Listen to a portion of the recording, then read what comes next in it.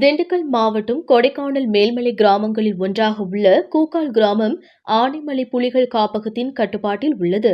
இந்த நிலையில் கூக்கால் கிராமத்திற்கு உட்பட்ட கீழானவயல், மஞ்சம்பட்டி பகுதிகளில் கடந்த சில நாட்களுக்கு முன்பு புலி ஒன்று கழுத்தில் கயிறுடனும் காயங்களுடனும் சுற்றித் திரிந்ததாக புகைப்படம் கிடைத்து வந்ததன் அடிப்படையில் ஆனைமலை புலிகள் காப்பக வனத்துறையினர் இப்பகுதியில் உள்ள விவசாயிகளுக்கு புலி இருப்பது எச்சரிக்கை விடுத்ததுடன் கூண்டுகள் வைத்தும் கண்காணிப்பு கேமரா வைத்தும் புலியின் நடமாட்டத்தை தொடர்ந்து கண்காணித்து வந்தனர். இதனையடுத்து கூண்டுக்குள் புலி சிக்கியுள்ளதாக கூறப்பட்டது. இதனையடுத்து வனத்துறையினர் கூண்டுக்குள் சிக்கிய புலிக்கு மருத்துவர் மூலம் சிகிச்சை அளித்துள்ளனர். சிகிச்சை முடிந்ததை தொடர்ந்து மீண்டும் ஆனைமலை புலிகள் வனப்பகுதிக்கு உட்பட்ட வனப்பகுதிக்கு சென்று புலியை விட்டுள்ளனர். கொடைக்கானலிலிருந்து ரிப்போர்ட்டர் மணிகண்டன்.